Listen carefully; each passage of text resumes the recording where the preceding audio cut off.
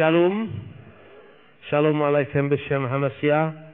Salam sejahtera di dalam nama Kristus. Dan kita akan membaca firman Tuhan dari Injil Lukas pasal 1 ayat 39 sampai dengan ayat 45. Kita akan membacanya dengan berbalasan. Injil Lukas pasal 1 ayat 39 sampai 45. Maria dan Elisabet. Beberapa waktu kemudian berangkatlah Maria dan langsung berjalan ke pegunungan menuju sebuah kota di Yehuda. Ayat 40.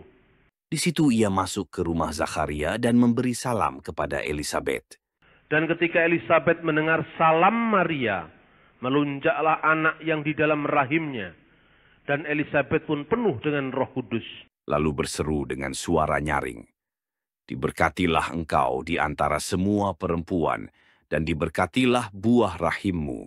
Siapakah aku ini sampai ibu Tuhanku datang mengunjungi aku? Sebab sesungguhnya ketika salammu sampai kepada telingaku, anak yang di dalam rahimku melonjak kegirangan. Dan berbahagialah ia yang telah percaya, sebab apa yang dikatakan kepadanya dari Tuhan akan terlaksana." Saudara-saudara yang terkasih dalam Tuhan, setiap Natal, tokoh-tokoh yang bernama Elisabet, Maria, sangat terkenal. Maria itu adalah gadis dari dusun Nazaret yang tidak pernah dihitung dalam sejarah pada waktu itu.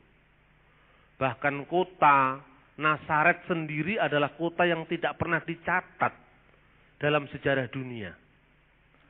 Ketika ayat Alkitab berbicara tentang Nazaret sebagai penggenapan dari firman Tuhan dalam Perjanjian Lama, ia akan disebut orang Nazaret. Para ahli kebingungan mencari Nazaret dalam kitab Perjanjian Lama. Tidak ada nama Nazaret di sana. Loh, kenapa kalau gitu Injil Matius menulis dia akan disebut orang Nazaret? Tidak ada catatan dalam sejarah dunia tentang kota Nazaret. Tulisan-tulisan sejarawan Flavius Josephus, para sejarawan Romawi, para sejarawan Yunani, yang sejaman dengan itu, bahkan sebelum dengan Yesus datang, tidak pernah ada nama Nazaret tercatat dalam sejarah. Tetapi Injil Matius mencatat bahwa dia akan disebut orang Nazaret. Para teolog pun bingung mencari ayat Alkitab, di mana kota Nazaret di Perjanjian Lama. Tidak pernah ada. Saudara-saudara, banyak teolog-teolog yang kemudian menjadi pusing di barat, kemudian mengatakan, ini Matius yang salah ini. Kalau Anda pergi ke Yerusalem, pergi ke Holy Land, buku-buku panduan pergi ke Holy Land selalu ditulis, Nazaret itu artinya menara jaga. Dan rujukannya juga bukan dari Alkitab. Bukan letak geografisnya Nazaret, maka Nazaret itu sebuah kota seperti menara jaga. Tetapi sebenarnya lupa bahwa sebenarnya memang Nazaret itu menjadi besar karena tokoh yang dilahirkan di dalamnya, yang dibesarkan di dalamnya, yaitu Maria dan Yesus. Sekarang kita ketahui bahwa Nabi Yesaya berbicara tentang tunas yang akan muncul dari tunggul Isai. Tunas atau taruk itu dalam bahasa Ibrani Neser. Dari kata Neser itu kemudian muncul Nazaret. Jadi sebetulnya ini adalah suatu nubuat yang terpenuhi, tetapi dengan implisit menyebutkan Neser. Neser itu artinya tunas. Di dalam Yesaya pasal 11. Lalu Yesaya pasal 60. Nama Nazaret disebut sepintas, tidak eksplisit. Tetapi begitu Kristus tinggal di sana dan Nazaret disebut sebagai the city of Jesus Christ, Nazaret langsung dikenal di seluruh dunia. Tidak hanya ada band yang terkenal yang menyebut namanya Nazaret, tetapi kota Nazaret sekarang menjadi go internasional. Padahal apa yang dilihat dari Nazaret? Hanya ada beberapa sumber mata air yang kemudian menjadi rumah Yusuf dan Maria. Tidak ada yang berlebih-lebihan di kota Nazaret. Tetapi kalau Tuhan sudah membuat sesuatu, tidak ada yang mustahil bagi Tuhan. Amin. Itulah kota Nazaret. Nah, di kota Nazaret itu, dalam catatan Alkitab, dekat kota Nazaret. Beberapa waktu kemudian berangkatlah Maria, maksudnya dari Nazaret, langsung ke sebuah pegunungan di sebuah kota Yehuda. Kota Elisabeth ini sekarang dikenal dengan nama Ein Karim. Jadi kota Ein Karim. Ein itu ayin, mata air di Karim. Sampai sekarang ada gerejanya, gereja besar itu. Gereja Ein Karim. Nah, Maria mengunjungi kota Ein Karim. Tidak ada dalam Alkitab, tapi sekarang pembuktiannya ada itu di sana kota Ein Karim, kotanya di sana ada. Kemudian di situ ia masuk ke rumah Zakaria dan memberi salam kepada Elisabeth. Jadi Zakaria itu rumahnya di sana. Dan ketika Elisabeth mendengar salamnya Maria, ketika Elisabeth mendengar salamnya Maria, melonjaklah anak yang di dalam rahimnya itu. Jadi Yohanes Pembaptis sudah dikandung oleh Elisabeth dengan Imam Zakaria. Kemudian dia penuh dengan Roh Kudus dan mengatakan apa? Diberkatilah engkau di antara semua perempuan dan diberkatilah buah rahimmu. Siapakah aku ini? Artinya aku ini orang yang tidak berarti. Sehingga ibu Tuhanku, ibu Yesus, ibu Sang Mesias datang mengunjungi aku. Nah saudara-saudara, cerita ini pun menjadi sumber ilham spiritualitas dunia di mana-mana. Bayangkan, bukan hanya milik orang Kristen, tokoh seperti Maria, Yesus. Al-Quran itu, kitab sucinya umat Islam, yang muncul abad ke-7 Masehi, mengabadikan nama gadis Nazaret ini dalam satu surah khusus namanya surah Maryam. Nah, coba bayangkan kalau misalnya ada kelompok-kelompok garis keras yang tidak suka dengan Natal, tidak suka dengan gereja. Nama Maria sendiri jadi nama surat dalam Al-Quran. Surah Maryam. Dan teks ini pun ada di dalam Al-Quran. Bahwa dia terpuji di antara semua wanita di alam semesta. Karena apa terpuji? Bukan karena Marianya yang terpuji. Karena anak yang dikandung oleh Maria itu sehingga Maria menjadi tokoh besar. Luar biasa. Bahkan berita tentang siapakah Yohanes Pembaptis yang disebut Yahya, anak Zakaria, kemudian Maria dengan Isa Al-Masih. Itu juga mengisi lembar-lembar Al-Quran. Kelahiran Muhammad sendiri tidak ada dalam Al-Quran. Tidak dideskripsikan dalam kitab suci umat Islam. Tapi justru kisah kelahiran Yesus, Yohanes Pembaptis yang disebut Yahya, itu ada dalam Al-Quran.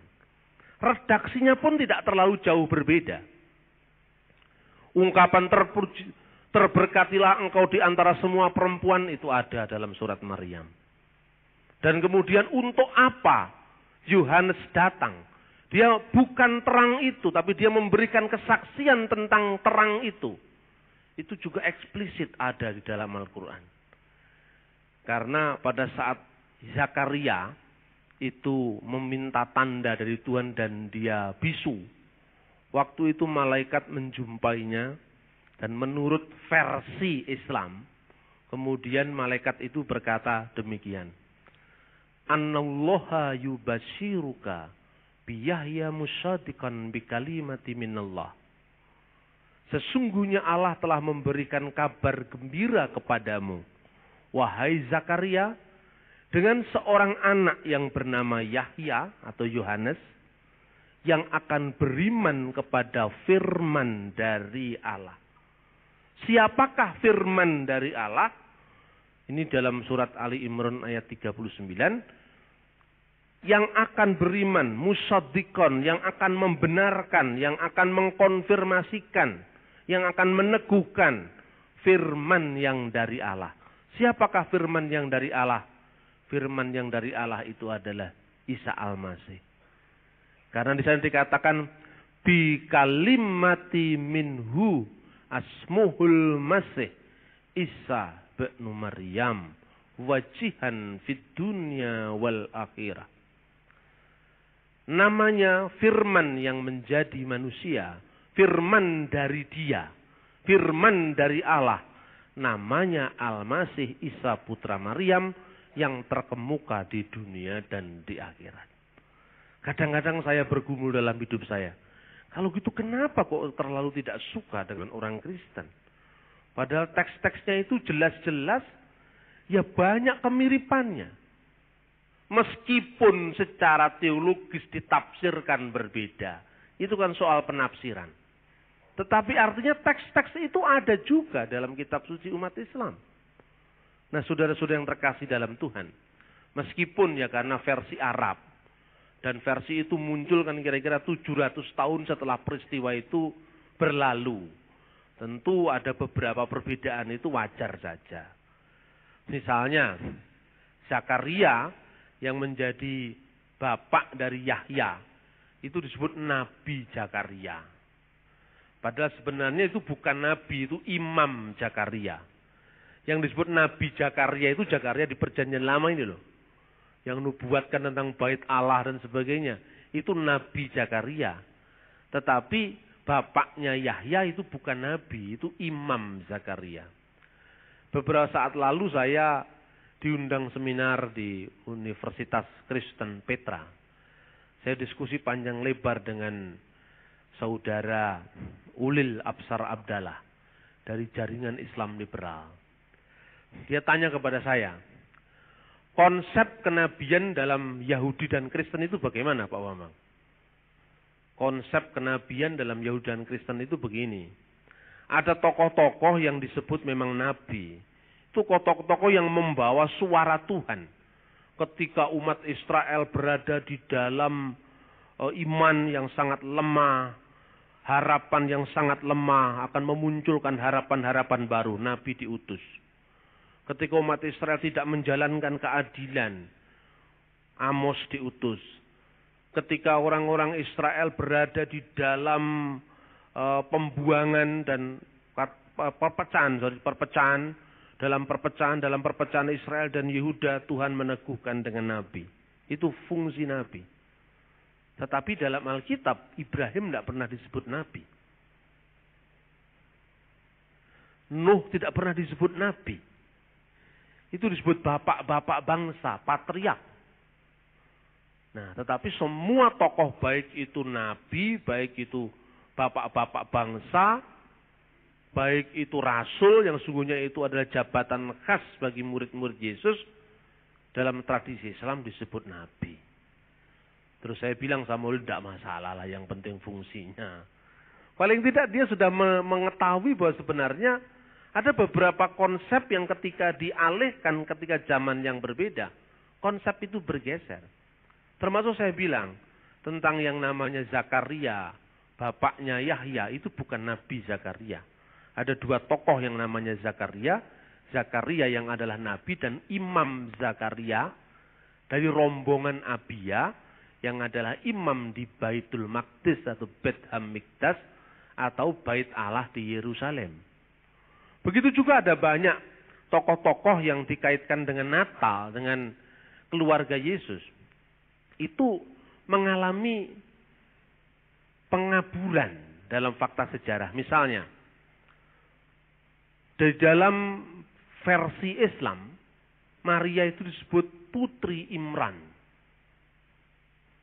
Maria atau Maryam binti Imran.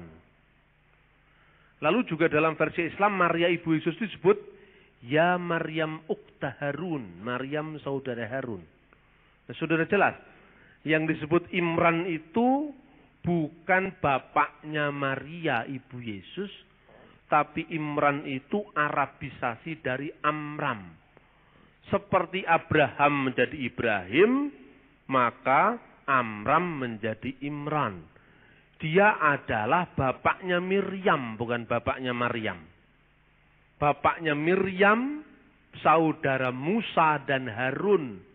Makanya Maryam yang saudara Harun itu bukan Maryam ibu Yesus, tapi Miriam saudara Musa. Maka ada surah namanya surat Ali Imran. Tapi intinya bukan Amram perjanjian lama. Bapaknya Musa, Harun, dan Miriam, tapi menjadi bapaknya Maryam perjanjian baru, ibunya Yesus. Nah ini saudara-saudara. Jadi jelas bahwa di dalam sejarah memang terjadi penulisan yang sedikit bergeser. Tetapi yang begitu-begitu tidak usah dipersoalkan. Nanti kalau dipersoalkan ngamuk. Ya kan, cukup diketahui saja bahwa apa yang dikatakan Alkitab itu apapun dia dekat dengan peristiwa. Jelas-jelas dia ditulis pada zaman yang sama. Tetapi kalau versi Islam itu kan muncul sekitar 700 tahun ya. Nabi Muhammad meninggal tahun 632 Masehi, lahirnya tahun 571. Jadi sekitar 600-700 tahun setelah peristiwa. Kalau itu dialaskan karena wahyu, yaitu kan wahyu itu bagi yang percaya. Gitu? Bagi yang tidak percaya itu kan wahyu Suhendro, wahyu Sihombing, karena tidak percaya. Jadi tidak bisa kepercayaan itu digunakan untuk membatalkan sejarah, tidak bisa. Tidak bisa. Sejarah ya sejarah. Bisa dibuktikan dari aspek historisnya bagaimana. Yang kedua, aspek teologisnya saja yang kita bahas. Ungkapan, diberkatilah engkau di antara semua perempuan dan diberkatilah buah rahimmu. Maria diberkati di antara semua perempuan karena ketaatannya Maria. Menjadi alat Tuhan, menjadi sarana keselamatan. Firman Allah yang menjadi manusia, itu wadahnya ketika lahir di dunia. Namanya Ibunda Maria. Bunda Maria itu adalah alatnya Tuhan untuk merealisasikan keselamatan ilahi, yaitu Sang Firman yang menjadi manusia melalui rahimnya Maria. Maria telah memberikan rahimnya. Rahim itu begitu pentingnya bagi seorang perempuan. Begitu sucinya bagi seorang perempuan. Maria tidak memikirkan itu. Tetapi jadilah kehendak Tuhan atas diriku. Itu ketaatan yang luar biasa itu sehingga gadis dusun Nazaret itu menjadi ikonnya seorang wanita taat di muka bumi. Karena apa? Anak yang dikandungnya itu adalah tokoh sepanjang masa. Tokoh yang tidak diikat oleh zaman tertentu. Kadang-kadang kalau saya refleksikan, mengangkat hal-hal yang sifatnya sensitif begini juga bukan tanpa resiko. Tetapi kadang-kadang keprihatinan saya di kalangan gereja, itu ada semacam sikap minderwaardigheid kompleks. Jadi kalau ditanya soal siapa Yesus, siapa Allah Tritunggal, itu seperti minder. Jadi kemudian terus nggak dijawab. Padahal yang membuat saya jadi gregetan itu kan sesungguhnya hal yang sangat agung, sangat mulia. Kenapa ini tidak ditonjolkan gitu? Bahkan saya membuktikan dalam sejarah pun tokoh-tokoh besar itu diilhami oleh Alkitab. Saya berikan contoh. Tahun 2001, saya kadang-kadang tidak sadar. Saya pernah menulis satu buku yang judulnya Religi dan Religiositas Bung Karno. Ini sampai 3 kali cetak ulang. Di belakang itu masih ada sisa-sisa dari buku 10 tahun yang lalu. Buku ini mendapat sambutan dari tokoh-tokoh besar. Waktu itu mulai Presiden Abdurrahman Wahid, Mas Guruh Soekarno, Profesor Dr. Said Agil Sirat, Dr. T.H. Sumartana, Sri Sultan Hamengkubuwono ke-10, yang sekarang diganggu SBY, Dr. Andes Cornelis Lehi, Profesor Ahmad Syafi'i Ma'arif, Ketua PP Muhammadiyah saat itu. Kemudian dari Romo Ismartono Katolik, Permadi dari tokoh kepercayaan, Profesor Dr. Jalaluddin Rahmat dari intelektual Syiah. Saya kadang-kadang mikir, kok waktu itu saya serius sekali bikin kayak begini.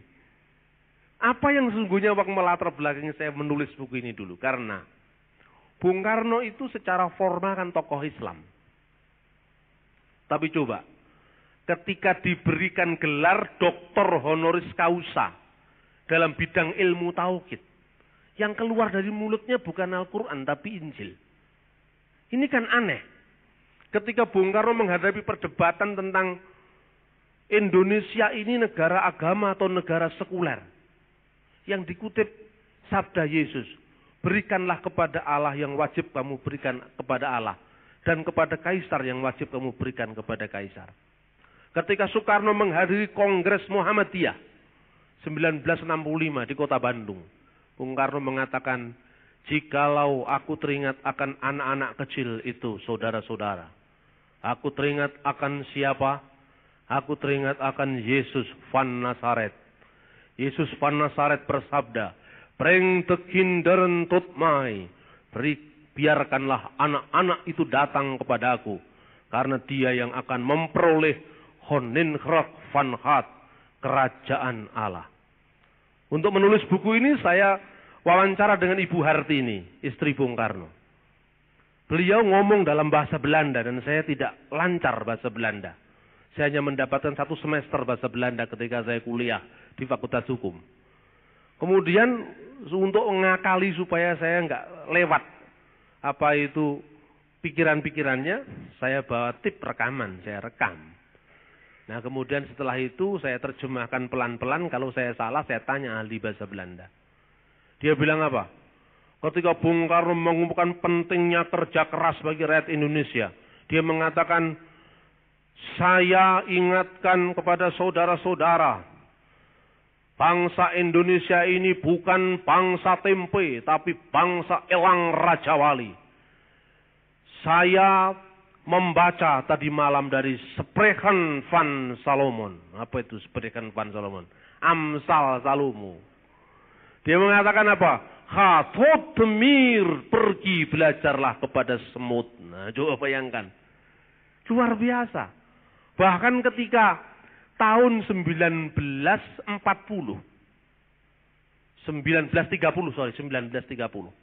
Bung Karno itu menjadi seorang pesakitan diadili di pengadilan kolonial Bandung.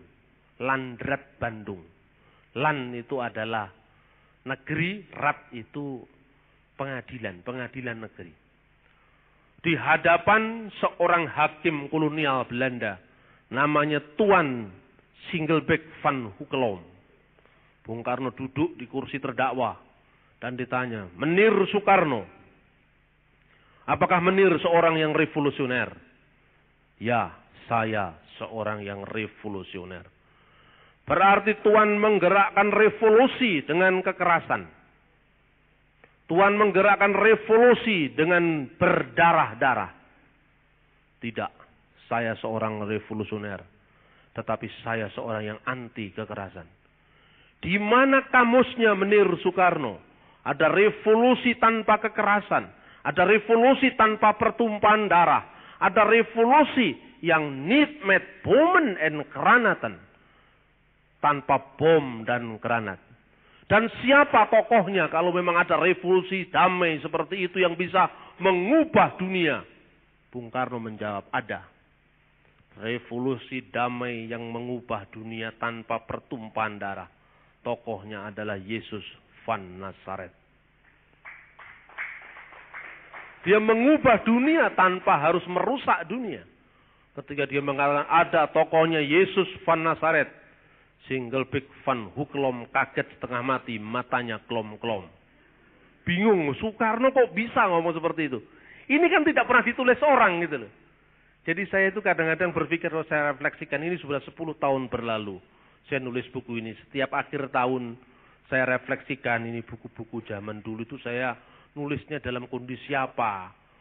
Spirit apa yang mendorong saya menulis itu loh. Kemudian buku ini diresensi oleh koran berbahasa Belanda, namanya Telegraaf. Saya menjadi tokoh mendadak. Saya sekarang ini juga dapat tamu dari Perancis yang mewawancara saya tentang model-model pendekatan saya dialog antar agama di Indonesia. Dan salah satunya termuat dalam buku saya yang judulnya Jangan Sebut Saudaramu Kafir. Namanya Profesor Dr. Etienne Nauveau dari INALCO Paris.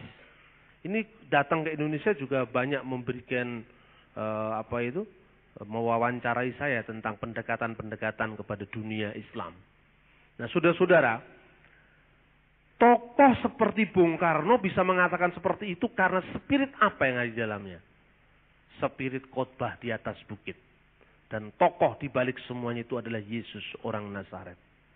Mahatma Gandhi, seorang tokoh besar, seorang nasionalis India. Dia menggerakkan ahimsa, moh kekerasan, tanpa kekerasan. Gandhi, nasionalis India inilah diilhami oleh khotbah di atas bukit. Luar biasa. Kemarin Pak Johan Effendi, mantan Menteri Sekretaris Negara, ketika membuka musyawarah besar Indonesian Conference on Religion and Peace. Kebetulan saya menjadi salah seorang formatur yang memilih kepengurusan yang baru. Organisasi ini didirikan oleh Gus Dur tahun 2000. Beliau juga mengawali refleksinya dari khotbah di atas bukit. Betapa pentingnya ajaran-ajaran Yesus. Tanpa agama Kristen pun Yesus menjadi tokoh dunia. Tetapi kalau tidak ada Yesus, agama Kristen tidak ada. Amin. Jadi kekristenan itu salah satu bagaimana kita merefleksikan secara konsisten dari ajaran Yesus. Nah, persoalannya kalau kekristenan sudah tidak setia pada ajaran Yesus, ya jangan mengaku Kristen. Misalnya saksi Yehova, Unitarian, itu kan tidak ngerti ajaran Yesus. Maka sebetulnya tidak layak mengaku Kristen. Tetapi kita tidak perlu meminta aparat untuk membubarkan saksi Yehova. Seperti Ahmadiyah dikejar-kejar tanpa belas kasihan. Hak hidup mereka harus dijamin oleh undang-undang. Hak hidup saksi Yehova dijamin oleh undang-undang. Tetapi kita ganggu terus-menerus dengan penulisan buku, dengan logikanya kita putar-putar supaya sadar kembali, dengan seminar-seminar. Ini tugas gereja untuk menggembalakan umatnya. Bukan minta bantuan polisi untuk membubarkan saksi Yehova. Nggak zamannya lagi. Pikiran tidak bisa diadili oleh negara. Nah, saudara-saudara yang terkasih dalam Tuhan. Terpujilah engkau di antara semua perempuan dan terberkatilah buah rahimmu. Di sini Yesus disebut buah rahim Maria. Yesus yang adalah buah rahim Maria inilah sebetulnya Yesus yang sudah turun menjadi manusia. Firman yang telah nuzul menjadi manusia. Maka di dalam diri Yesus ada kemanusiaan yang sepenuhnya manusia dan keilahian yang sepenuhnya sebagai Allah. Karena dia adalah firman Allah. Nah, saudara terkasih dalam Tuhan, lalu posisi Maria itu bagaimana ditempatkan dalam iman Kristen? Kadang-kadang karena konflik masa lalu. Katolik konflik ya kan sama Protestan, terus Maria jadi korban. Orang Protestan itu kok nggak senengnya sama Maria, itu salahnya Maria itu apa gitu. Ya kan?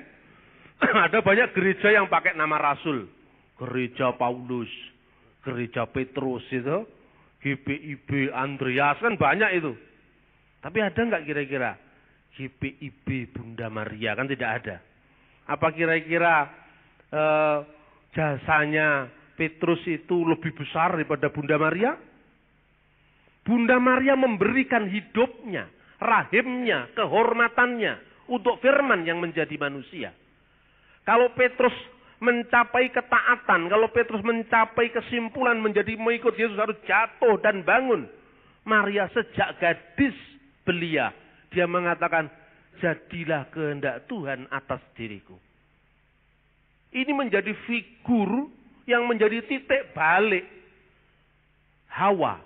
Hawa itu wanita yang membuat Adam ini akhirnya makan buah terlarang. Kenapa? Dalam sejarah memang secara kodrati perempuan itu suka yang indah-indah kan.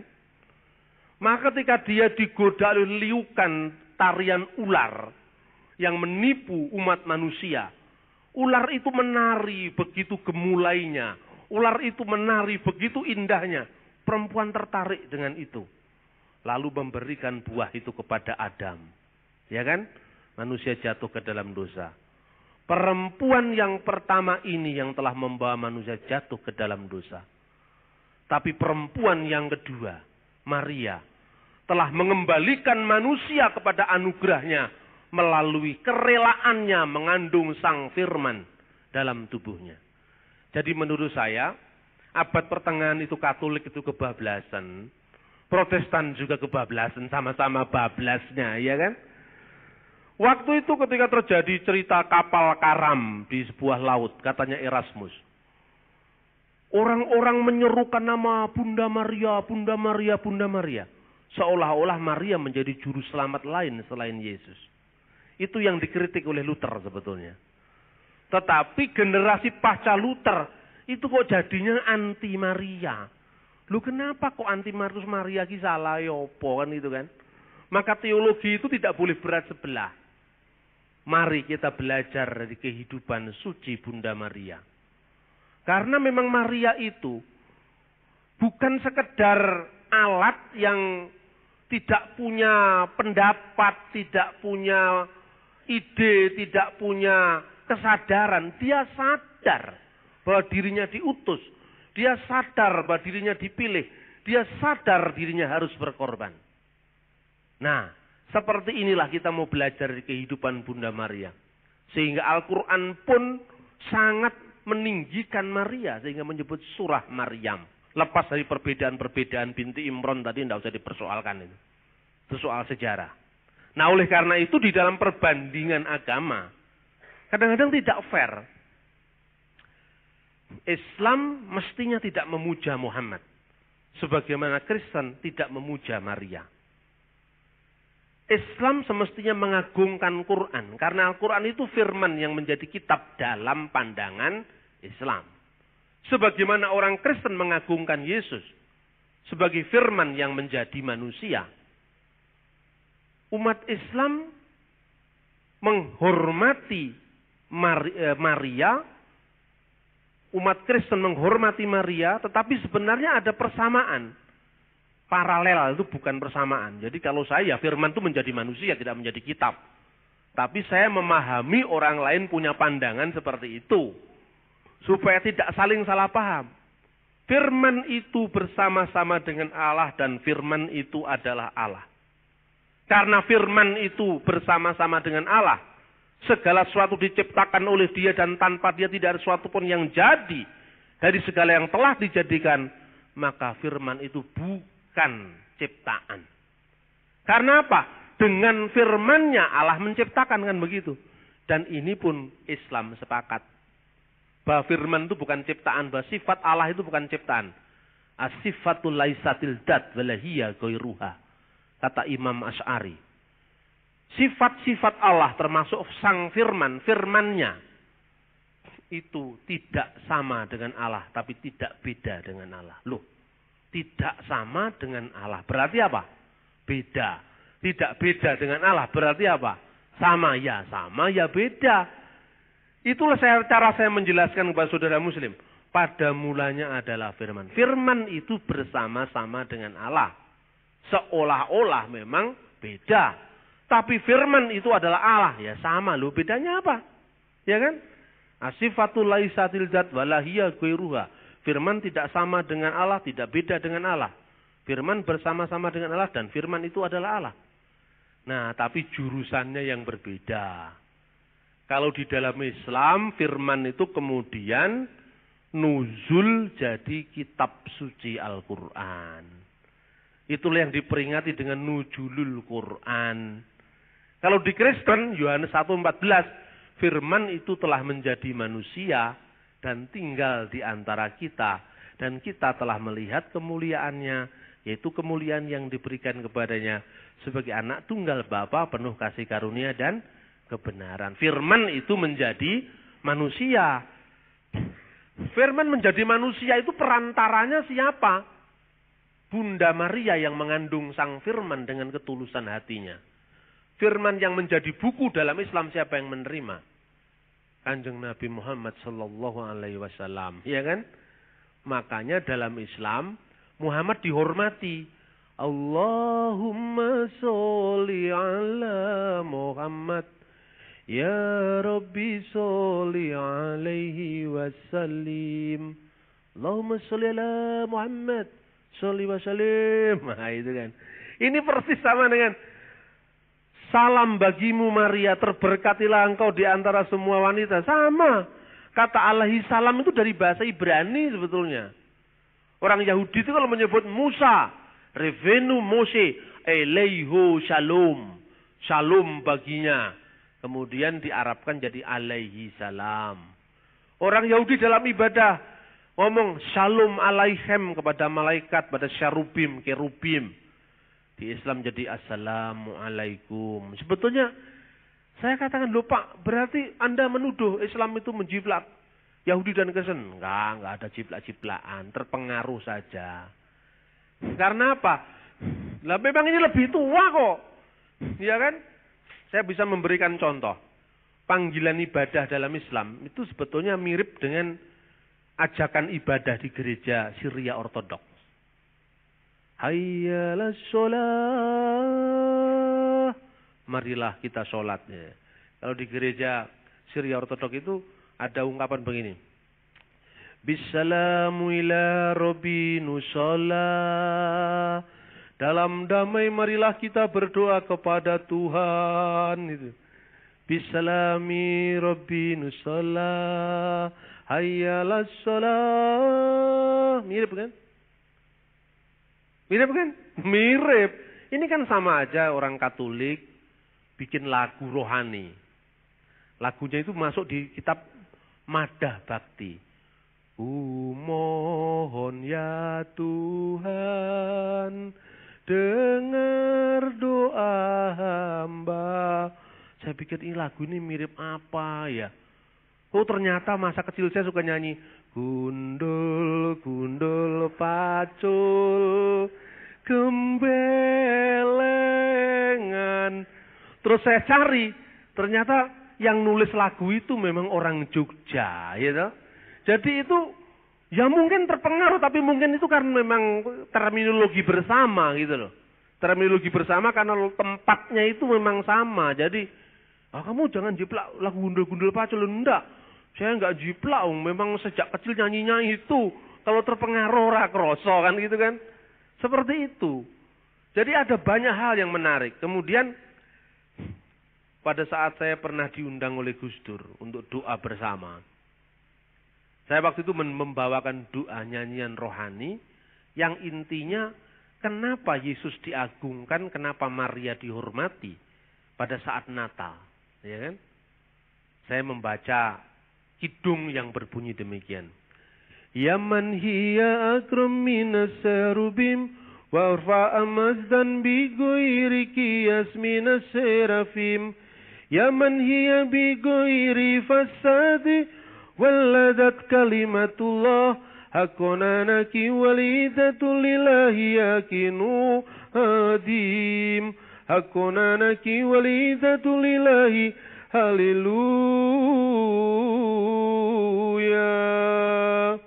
Bismillahirrahmanirrahim walibni warahil kudus al ilahu wahid. Amin. Kayak orang Islam baca Al-Fatihah ya kan. Ini artinya apa? Tak terbanding lebih mulianya dari para kerubim, dari para serafim. Engkau yang tanpa cacat celah melahirkan sang firman yang menjadi manusia. Bigoiri fasad waladat kalimatullah. Yang tanpa cacat celah melahirkan firman yang menjadi manusia. Kalau Maria itu tidak suci, buah yang jatuh dari pohon yang juga pohonnya tidak bagus, buahnya juga kan rusak.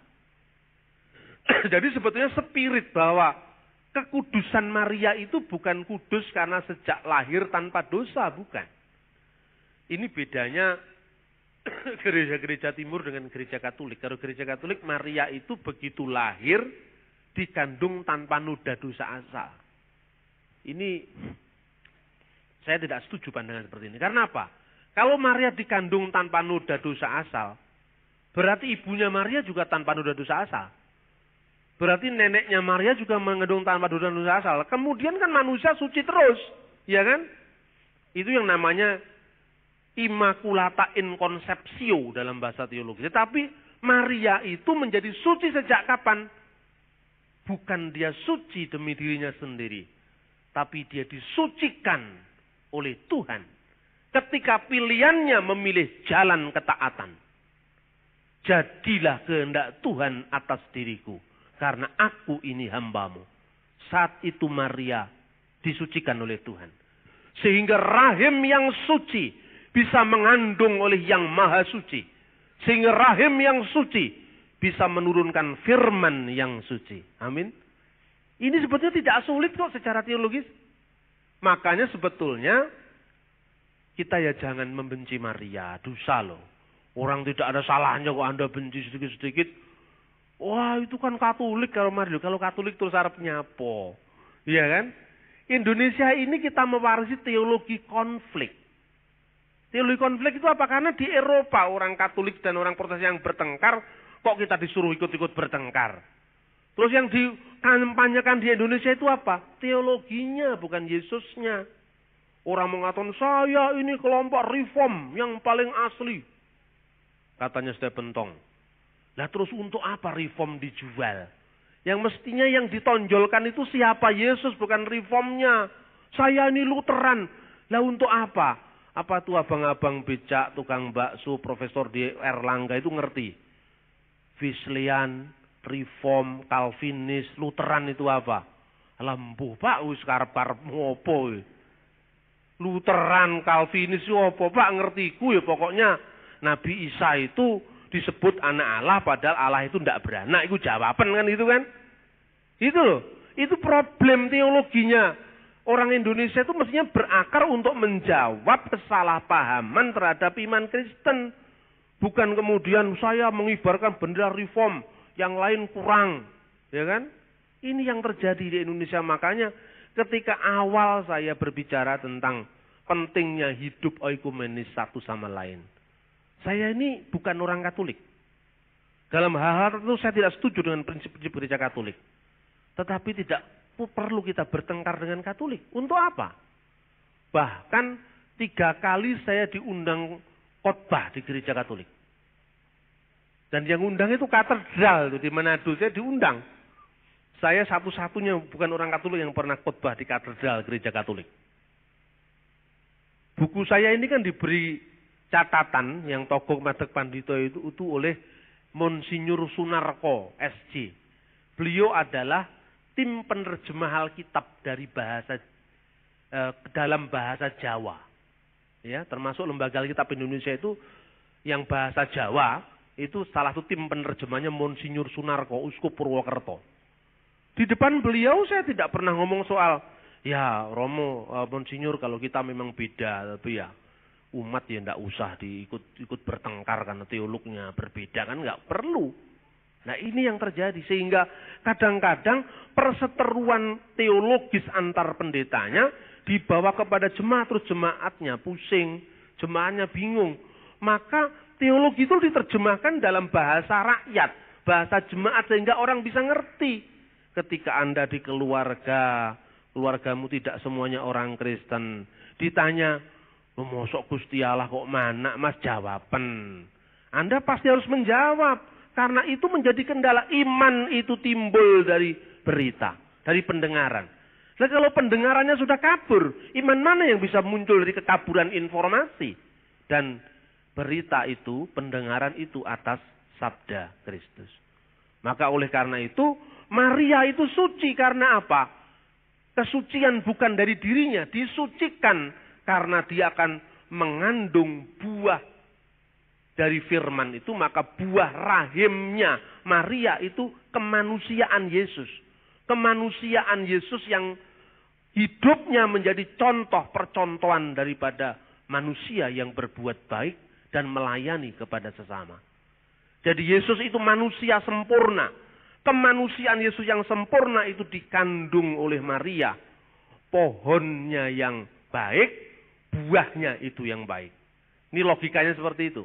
Tetapi Yesus sebagai firman Allah, dia keluar dari Allah. Kalau Allah, kamu percaya Allah adalah Bapamu, kamu pasti mengasihi aku. Sebab aku keluar dan datang dari Allah. Dia yang keluar dari Allah itu firman Allah yang datang dari Allah.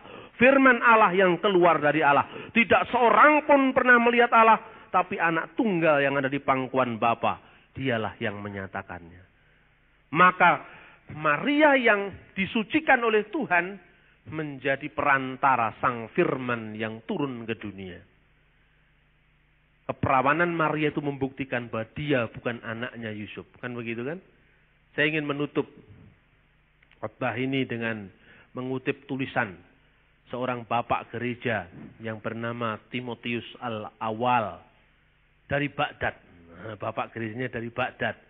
Orang belum dengar aja sudah kepingin dengar, ya kan? Makanya itu saya sering diundang ke pesantren, saya diundang ke Universitas Islam. Itu karena apa? Kalau jualan Calvinis tidak akan diundang ada. Kurang ngerti Pak, wis karep-karepmu dhewe. Lutheran bola wis karep-karepmu dhewe, gitu. Tapi saya membawa dengan semangat dialog. Udahlah, tidak usah diurus yang Kristen-Kristen itu, biar aja itu zona aman itu. Saya itu kadang-kadang dirasani, Pak Bambang tuh ajarannya gini-gini, wis karep-karepmu.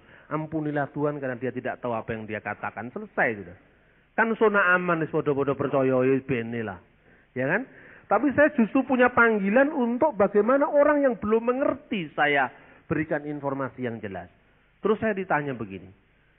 Bagaimana Yesus itu disebut anak Allah? Ya, jawabannya saya ingin mengutip seorang bapak gereja dari Baghdad. Namanya Timotius Al-Awal. Saya mau bapak gereja dari Baghdad langsung, wah bapak gereja dari Baghdad. Dia menulis tahun 181 Masehi.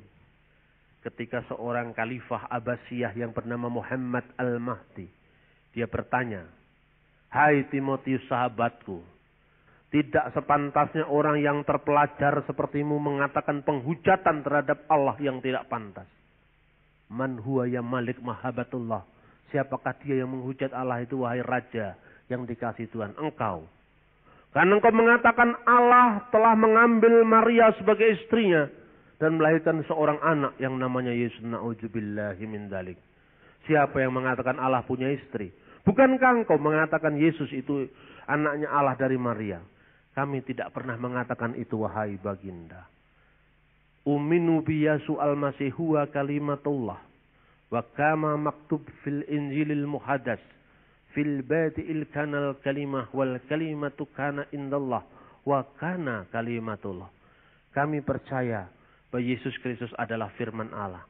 Dan sebagaimana termaktub dalam kitab Injil kami, pada mulanya adalah firman.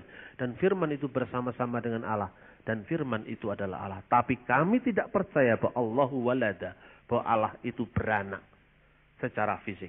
Lalu ungkapan keluar, kalimatullah alladzi wulida minal abi ilahan biguri jasadin ayyulada min duna ab.